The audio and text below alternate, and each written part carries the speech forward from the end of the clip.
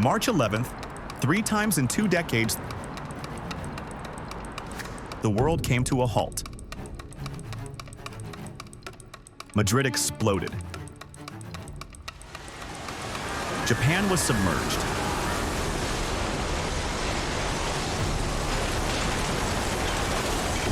The entire planet locked its doors because of a breath.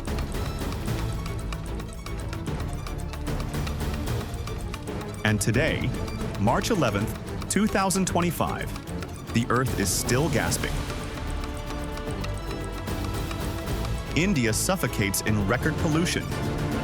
Syria burns. South Africa mourns.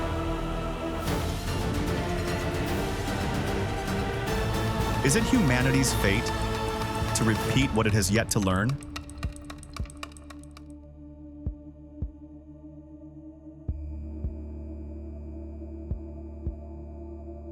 The morning in New Delhi begins with a fog so thick that people can only see each other through a veil of dust. But today, it's not fog. It's fine dust, exhaust fumes, and polluted vapor. The air that the people of India breathe every day. The 2024 World Air Quality Report, released on the morning of March 11th, delivers a shocking statistic. Birnihat, a small town in northeastern India, has become the most polluted city on the planet. Not Delhi, not Beijing, but a place few have ever heard of.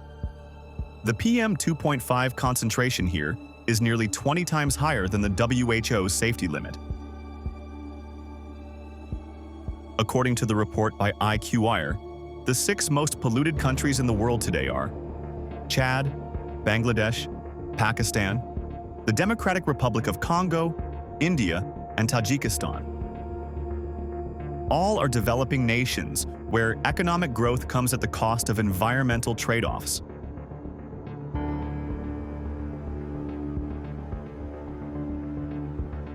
The world debates, are we creating a planet where even breathing becomes a privilege? Skies are hazy,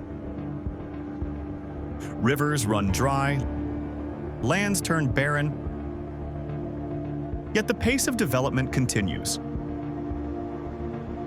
Because between poverty and clean air, many nations are forced to choose the shortest path to survival. In Birnihat, people have grown accustomed to coughing in the morning. Children wear masks to school, not for viruses, but for dust.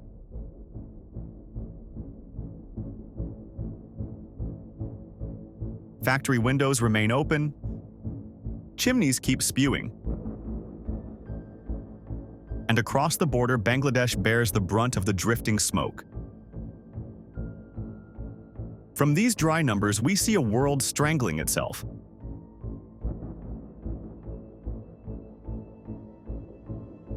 Over 4,000 kilometers away, in the Middle East, a different kind of smoke rises. Not from dust, but from gunfire. In Syria, in the Jaramana area on the outskirts of Damascus, conflict has flared up again between the Druze community and the transitional government security forces. At least 1 person has been killed, 9 injured. The Soweto Military Council has declared a state of alert across the region. According to local human rights organizations, the number of civilians killed in violence in western Syria has exceeded 1,000, mostly Alawites and Christians. Israeli Prime Minister Benjamin Netanyahu has ordered the Israel Defense Forces to prepare to protect the northern border region. A move that has once again left the Middle East on a knife's edge. The war in Syria was thought to be over.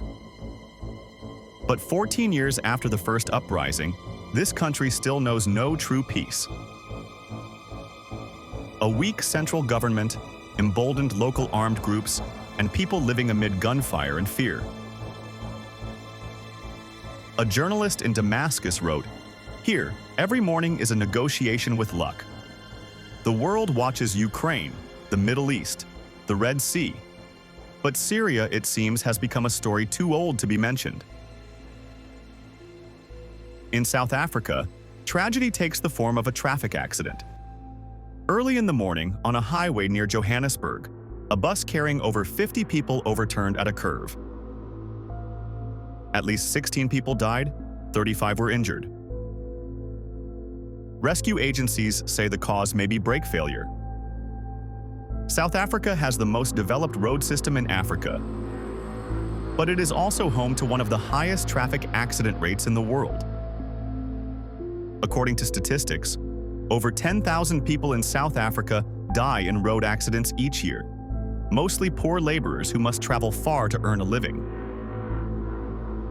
While the world talks about electric cars, self-driving vehicles, and space travel elsewhere, people still die because of a broken road or a loose wheel.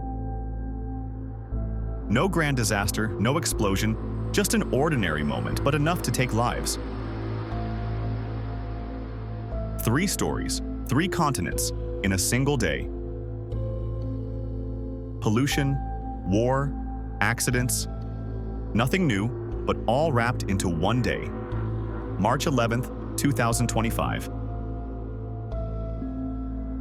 A world gasping for breath.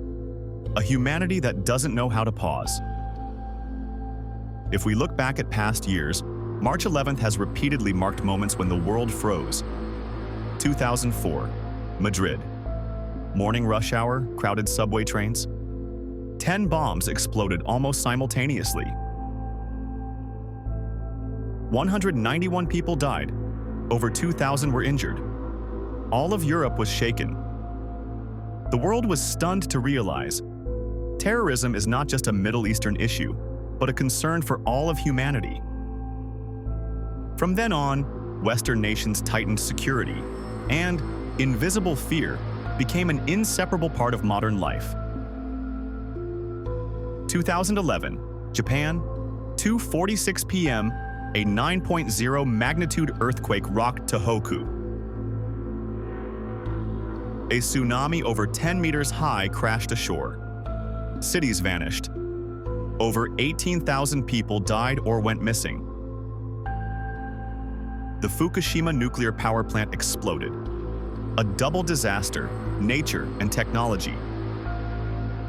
Japan, a nation seen as a model of safety, suddenly became a symbol of fragility. 2020, Geneva. The World Health Organization Director General declared, COVID-19 is a global pandemic. The world turned off its lights. Planes sat idle, streets fell silent. 7 billion people entered the same state: isolation. Since then, the concept of normal has never been the same. The pandemic made us fear each other and forced humanity to realize our connections are more fragile than we thought. 3 milestones, 3 times the world stopped, all on the same day, March 11th. Coincidence or fate, no one knows. But perhaps it's how history marks the moments when humanity must look in the mirror. In 2025, we look back and see the world is no longer in lockdown, no longer reeling from radioactive storms or major terrorism. But we face other dangers, quieter, slower. Toxic air in Asia. Endless conflict in the Middle East. Everyday accidents in Africa. Issues not big enough to stop the world, but small enough to happen every day, everywhere. A French sociologist once said, "The modern world doesn't collapse with a bang, but with millions of tiny cracks no one notices." Perhaps March 11th, 2025, is a mirror reflecting that truth. We talk about climate change but still use cheap fuel. We talk about peace but keep producing weapons.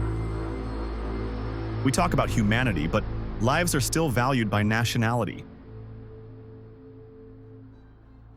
We've come so far but forgotten that All progress is meaningless if humans cannot breathe the same sky. In 20 years, the world has been forced to stop 3 times. Perhaps we are entering a 4th, slower, quieter. Not because of bombs, waves, or viruses, but because of the exhaustion of this planet itself.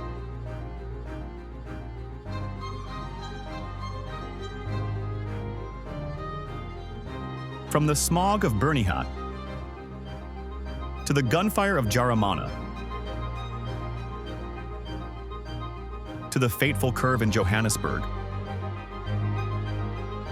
everything speaks the same language. The world is weary. But like any living creature, the Earth knows how to heal itself by forcing humans to stop when they've gone too far. Maybe not today, but soon. One day, we will witness another moment when humanity stands still. And when that happens, we will understand that the greatest danger is not the world stopping its spin, but that we no longer realize we're living on a planet that needs to breathe. Today is March 11th of this world, a day without world war, without a pandemic, but full of small signals of an Earth that is tired. Perhaps it's time for humanity to pause, just once, to relearn the simplest thing: how to inhale, exhale, and live together under the same air.